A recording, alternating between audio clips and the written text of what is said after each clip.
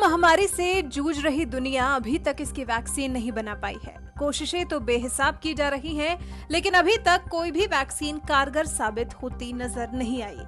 इस बीच भारत में कोरोना अपने पीक पर है, लेकिन क्योंकि कोरोना से जंग लड़ते लड़ते कामकाज पर भी लौटना होगा, तो सरकार भी अब धीरे धीरे लॉकडाउन के बाद अनलॉक पर काम कर रही है। अनलॉक 4.0 खत्म होने वाला है और अनलॉक 5.0 शुरू होने वाला है। 1 सितंबर से 30 सितंबर के बीच अनलॉक 4.0 में सरकार ने कई चीजें शुरू की, जिसमें सबसे मुख्य रही मेट्रो सेवा।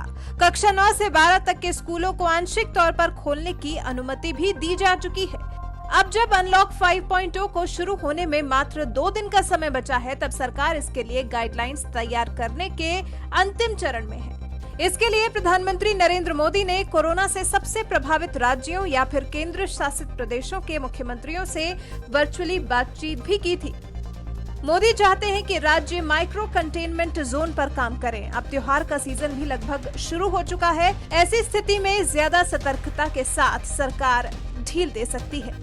अनलॉक 5.0 में संभावनाओं की बात करें तो सबसे पहले आर्थिक गतिविधियों में और छूट की संभावना। गृह मंत्रालय ने अनलॉक के तहत चरणबद्ध तरीके से मॉल, सैलून, रेस्टोरेंट और जिम जैसे सार्वजनिक स्थल खोलने की अनुमति दी है। कंपनियों के ऑफिस भी खुल गए हैं, लेकिन सोशल डिस्टेंसिंग और अन्य सावधानियों का पालन जरूरी है। पीएम मोदी ने मुख्यमंत्रियों के साथ बैठक के दौरान जोर दिया था, कहा था कंटेनमेंट और लॉकडाउन ऐसे किया जाए कि कोविड-19 का प्रसार रुके। हालांकि इसकी वजह से आर्थिक गतिविधियों में समस्या नहीं आनी चाहिए। सिनेमा हॉल खुलने की भी संभावना। 25 मार्च से देश भर के सिनेमा हॉल बंद हैं, यानी कि पूरे 6 महीने हो चुके हैं। मल्टीप्लेक्स एसोसिएशन कई बार सिनेमा हॉल खोलने की अपील भी कर चुका है। गृह मंत्रालय की तरफ से 21 सितंबर से ओपन थिएटर खोलने की अनुमति भी दी जा चुकी है।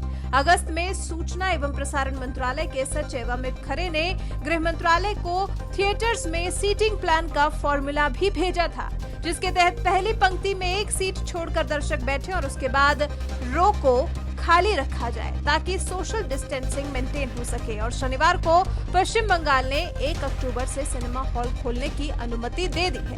उम्मीद की जा रही है कि केंद्र सरकार भी पूरे देश के थिएटर्स को सावधानी के साथ खोलने की इजाजत दे सकती है।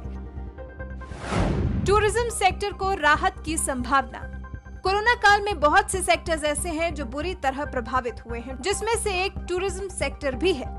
हाल ही में ताजमहल समेत कुछ पर्यटन स्थलों को तो खोला गया है, लेकिन टूरिज्म सेक्टर पूरी तरह से अभी नहीं खुला है। संभावना है कि अनलॉक 5.0 में कई और टूरिस्ट सेंटर्स को राहत दी जा सकती है। अभी इंस्टीट्यूशनल क्वारंटीन के नियम की वजह से पर्यटक एक जगह से दूसरी जगह जाने में हिचक रहे हैं। उत्तराखंड सरकार ने क्वारंटीन होने के लिए इनकार कर दिया है। उम्मीद है कि बाकी राज्य भी ऐसा कर सकते हैं। स्कूलों को लेकर नई गाइडलाइंस हो सकती हैं जारी। उम्मीद है कि अनलॉक 5.0 से 9वीं से 12वीं के छात्रों के लिए स्कूल खोल दिए जाएं, क्योंकि बच्चे भले ही ऑनलाइन पढ़ाई कर रहे हैं, लेकिन जो वातावरण बच्चों को पढ़ाई करने के लिए स्कूल में मिलता है, छात्र उससे वंचित रह जा रहे हैं। इस वजह से उम्मीद है कि छोटे बच्चों के लिए तो नहीं, लेकिन बड़े बच्चों के लिए 1 अक्टूबर से स्कूल खोले जा सकते हैं। तो अनलॉक 4.0 के बाद अनलॉक 5.0 के लिए भी अब अपनी कमर कस लीजिए, क्योंकि जितनी चीजें खोली जाएंगी उतना ही कोरोना का खतरा भी बढ़ेगा। लेकिन क्योंकि अब हमें इसी के साथ ही जीना सीखना होगा, तो अब अगले अनलॉक के लिए भी हमें तैयार होना होगा।